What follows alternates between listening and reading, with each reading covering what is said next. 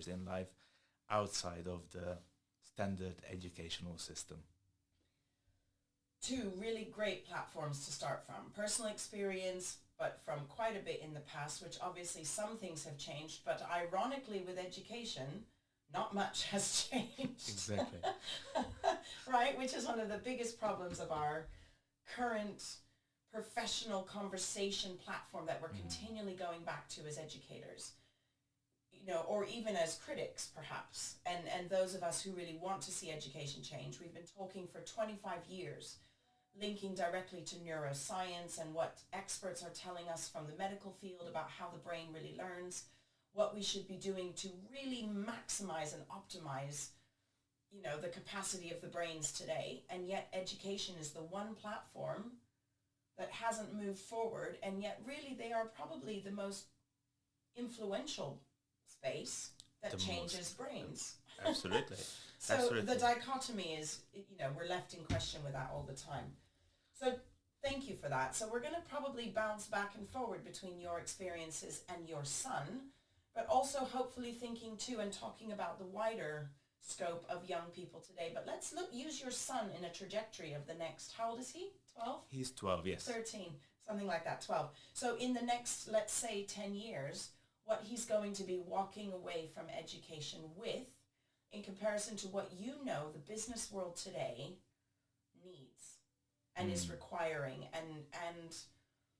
and what you perhaps as a CEO would look for if you're going to hire someone, and then thinking about, is my son gaining those skills, and are his initial very formative first 17 years of life being utilized the best that they can to give him what he needs to be as successful as he could be. So yeah, let's start there. What are your thoughts about that concept or question? Firstly, I would like to go back to a thought that you raised earlier, and it's how much time kids spend at school and how formative these years actually are. And on a daily basis, if you think about it, kids spend more time at school than with you as a parent, right? So actually the school and the educational system almost have a greater influence on them than the time spent with you. Obviously, the home environment and what they see from the parents, the example of the parent, the role model of the parent is very, very influential. But what they also see at school and how they interact at school, it's equally, if not more, influential, especially as they get older and move into the teenage years. 110%. That is very well said. And I believe that right now, a lot of the influence young people get and what they walk away from school with year on year can, without being too bold, but we are, like we said, we are uncut, we're raw, and we're bold. I believe children are handicapped in many ways, and I think that it is detrimental, some of the things that are happening. The amount of pressure that they're faced with every day, every month to achieve certain grades, perhaps the strain that's put on them to learn things that really they don't use in a practical sense. I don't know how you feel about that. Have you had any particular experience with your son coming back with like, what am I doing? Yeah, I mean, one thing that you just mentioned is some of the knowledge that they learn is really obsolete in a sense that, yes, it is valid knowledge, like those things exist, but are you ever going to need that in your life? Or is it really important to memorize that stuff when you have access to Google, AI, etc.? You can look it up if you ever need how pigeons are mating, for instance, but I don't think it's going to benefit you much in your professional life unless you're going to go and study biology or you're going to go into zoology, perhaps. Exactly, and there's things that children are going to be when they grow up, jobs that they're going to hold, things they're going to invent that we don't even know exist today, right? Like some of the research is saying young people in the next 20 years will have at least 10 to 15 jobs in their lifetime. Maybe, yeah. And sometimes, a lot of research is saying even 40% of those jobs haven't even been invented yet. So I often say to teachers, like, why are you only teaching these kids what you know?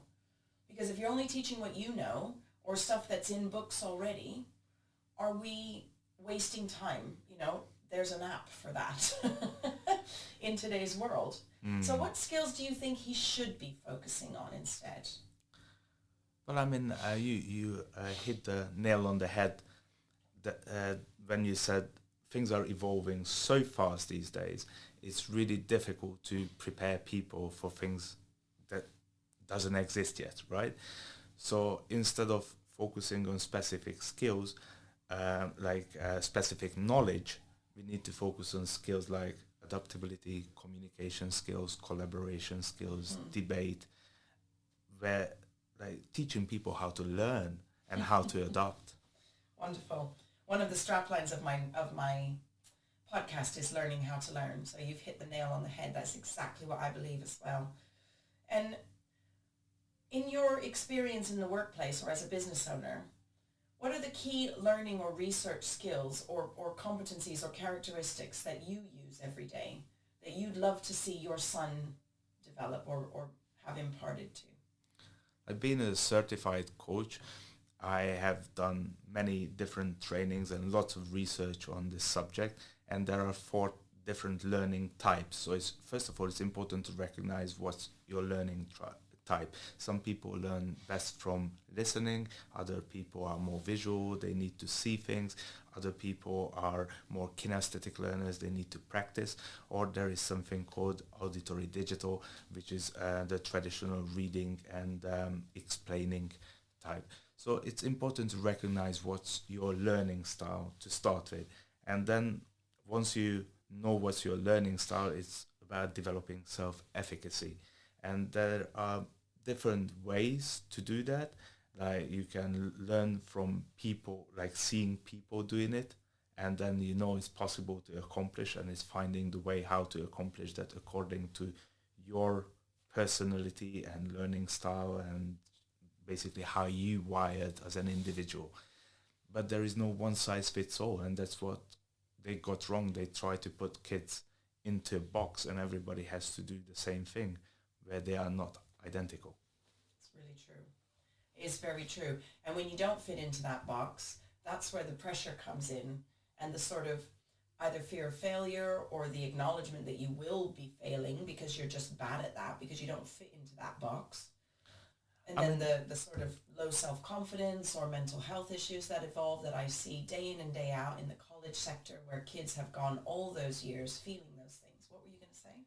I mean, we need to look at the other side of this as well. I think it's a tremendous amount of pressure on the teachers as well to force kids to fit into their box, because they are basically told that that's their job, to force kids to fit into that box, and it doesn't work like that. Of course they're gonna have a hard time doing that. 100%. So it's hard for the kids and the teachers. Yeah, and I think in quote unquote slagging off education, we're not saying that teachers are all bad. No, absolutely. I think they're very passionate people, and yes, they love people to go into their job to start with. That's right. And I was a teacher for many, many, many years of my life, and I had wonderful, wonderful colleagues, and we're not bad people. We're definitely a kind breed. one that only a few go into. However, the pressures of policy and the pressures of statutory testing, or statistics that are required from schools to output year in, year out, is what is breaking or crippling the education system. And changing policy has been something that has been on my agenda for about 20 years of my life. And I know how difficult it is. I know how many people want it, but the question is why we're not there. So I'm going to ask you a question. If education doesn't change, what is your proposed trajectory? What you see it looking like? If it doesn't change? Yes, in about 50 years. I don't think not changing is an option. It's just evolution. Like, things has to change. They can't keep it the same. And even if the formal education system is not changing, like it hasn't probably for the last 50, pretty much from the Industrial Revolution, it has been the same for over 100 or even more years now. It's just been the same kind of format. Maybe the things that they teach are slightly upgraded, not necessarily relevant, but upgraded, and we made progress still. Like humanity has progressed, and it's self-starters, it's adapters, people who take the initiative to learn things on their own out of curiosity and go after things, and it's usually outside of school hours, and it's happening in their free time. So it's almost like school is giving the foundations for it, but after a while it's just abstracting that. It is, yes, it's very much abstracting it. Here at Connect Hub, one of the new, it's not new, it was one of the founding aims of the company, is to provide an alternative platform and an alternative way of education, a new approach to education. And here in our current center, we invite young people from 16 on up who have chosen to have a different way of learning. Maybe they're using an online platform to do 2 or 3 courses of something that they believe they're going to be when they grow up. You know, sort of chasing their own knowledge journey. And nowadays in the world today, there's so much capacity to access all these types of courses and certifications, etc., rather than putting yourself through, as one young person said to me, a grueling 7 hours a day of our lives that we'll never get back, which was quite eye-opening, and that came from a 12-year-old. But what we are going to do now is extend to another offer called Transformation Masters, where we're going to be providing courses where young people will learn academic skills through really play-based, project-based, challenge-based, how do I say, like almost like a project, a course, a long-term piece of work that they're going to do with a small group of peers and an expert. So the expert might be an expert in drama and performance or video game design, etc. But through a cross-curricular project that will be designed for them, they're going to take their initiative to go through and complete that project while getting input with academic learning. What's your thought about that as a dad? I think it sounds really wonderful, and you mentioned a couple of really fundamental things there. And one was curiosity. People need to be curious to learn, otherwise education is forced on them, right? And if you think about it, if you leave a kid on their own, what are they going to do during the day? You know, they're going to watch TV, they're going to play computer games, and they're going to waste their time. And we have to ask the question, why is that? Why are they not curious? Why, you know, where is the lack? You know, where does that come from? How do we induce the curiosity to make them interested about the world, what's happening around, and how we can get them excited about it? And there comes the other element that you mentioned, which is play, right? Play is so important. And when you consider the Maslow's hierarchy of needs, the first one is the basic physiological needs, then your security, love and belonging, and comes other self-accomplishment and other levels there, right? But what the Maslow hierarchy of needs doesn't actually consider, that on a physiological level, why you need to eat, breathe, have water, warmth, and all of these things, when you look at animals, the most animalistic need is also animals play. Yes. And we as humans, we forget that it's a really fundamental basic need for us to play. It's wonderful that you bring this up. It is just one of my biggest passions. You know, anything that we really, really know and we have really entrenched in our long-term memory, we've played through it. Yeah. On every level. You know, like the computer work that we were doing together earlier. You know, in order for me to truly learn what I need to know, I need to sit there on my own, play it through, make a total mess of it, F it up, start again, right? And then after that, then I learn it. Whereas if you were to sit there and give me a ABC instruction list and tell me what to do and then leave, I wouldn't know it. And guess what I'd have to do anyway? Try and fail. And go and play through it. Yeah. And then learn it. And it's interesting you raised Maslow, because over the years when I've done some lectures with teachers and done some conferences about how we learn best and what neuroscience tells us, actually in the belonging space, when we unpick some of the different layers that he's talking about belonging, play sits in there hugely, because when you're finding yourself and finding where you belong in a space, you need to talk and laugh and make friends and find a social group, and all of that involves play. And so it is a Absolutely. huge part of, our hierarchy in the journey towards self-actualization, which is at the top, right? And being 100%. And it's a play creates a bonding experience as well. Even if you look at computer games, the most popular computer games are games like interactive and collaborative games. Like even if you take Fortnite, for example, kids play against each other. There's a chat, there is dialogue going on. So that's what they like, because it creates a bonding experience. It's not against the computer. You're not on your own. People are social creatures. They want to bond. They want to belong, just like you yeah, said. yeah. And for years I've thought it where what is it, some of the things you remember the most from your childhood? Those play-based experiences. If I said, what are your most memorable memories from your youth, from childhood? I know you mentioned your education system, which I'd like to quickly dip into before we finish. But what are your most memorable experiences? I'm sure they're not behind the desk in the classroom. No, no. Actually, I had really good English teachers, which I'm very grateful for, because they were the ones who were a bit more open-minded and set me up for life, and made me curious about the world, I Wonderful. suppose, because they kind of diverted from the school curriculum, and they brought their own materials into the class, and they just opened up a whole new world that I didn't know existed until then. Mm, wonderful. Yeah. And for me, it was playing in the mud and chasing caribous down the rice fields. Wow.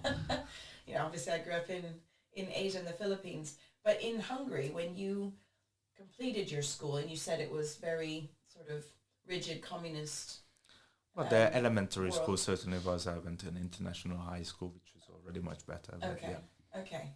And in all of that, in your reflection, what are the key skills that you took and then wish you had gained in order to get you to where you are today?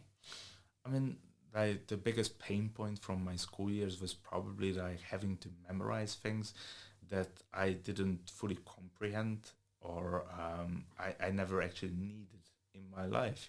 Is that there is this meme online that comes up every April that this tax season the parallelograms came in so handy.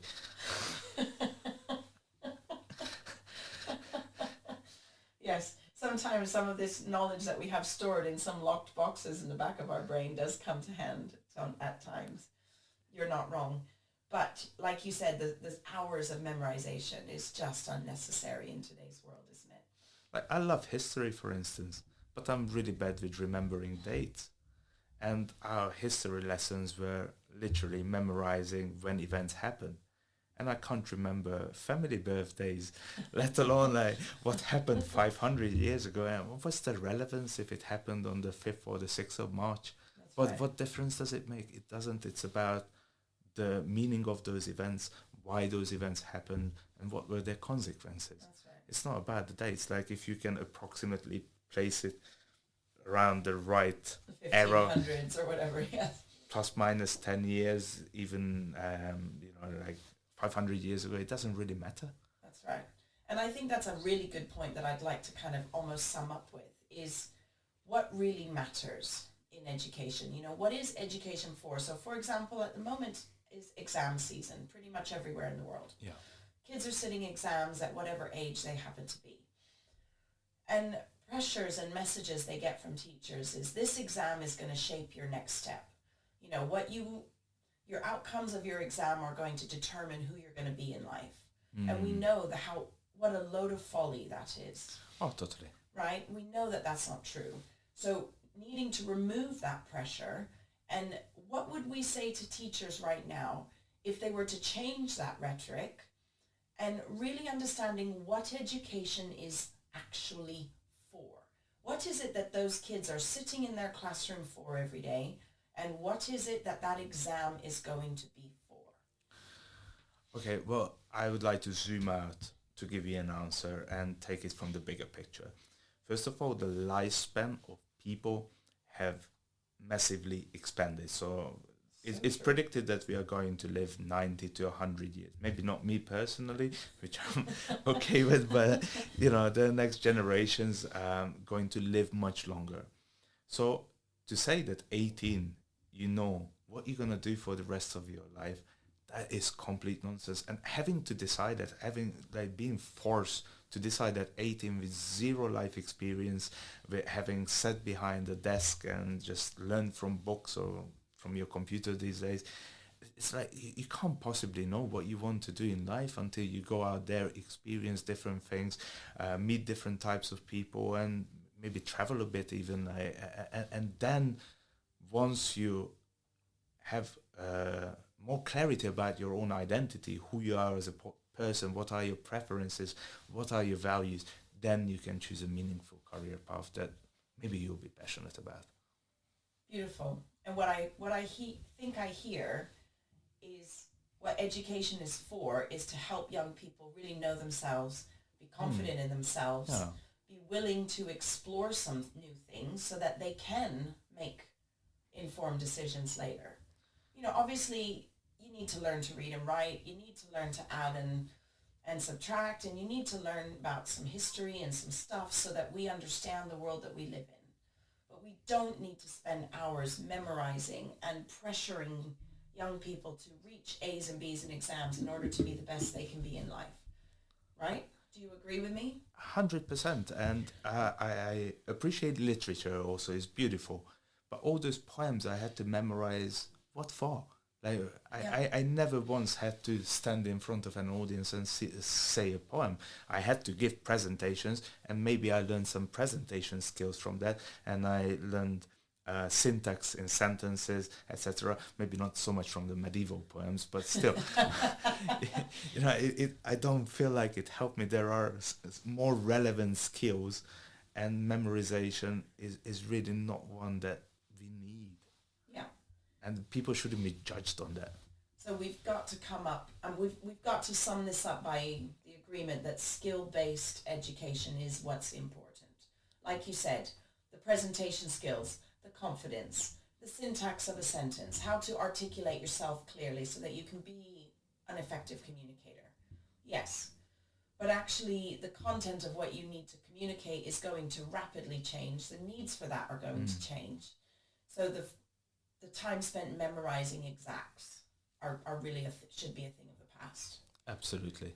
Amazing. And that's how we're going to empower our young people to have the skills they need for the workplace. I believe it. Everyone I invite into my room, into my podcast, believes it too. So let's keep shouting about it. Let's keep talking about it. And let's work step by step to change this education platform. And in saying that, I'd like to invite anyone else who feels that they would like to come in and share their views, share their thoughts, or invite their young people to be part of the programs that we run here at Connect Hub. If you want to know more, you can hop onto our website, which is www.uconnecthub.com/courses, and check out all that we've got on offer. It's really quite unique, quite exciting, and we're in the business of making a revolution here with education. Mike, I can't thank you enough for coming in and for sharing your views, your personal experiences, and bits about your son too. It's been a really wonderful conversation. Thank you so much. Thank you too, Tessa. I appreciate you having me. Thank you so much. Hashtag us in when you share it on your socials. Will do. All the best. Bye for now. Thank you. See you next time, listeners.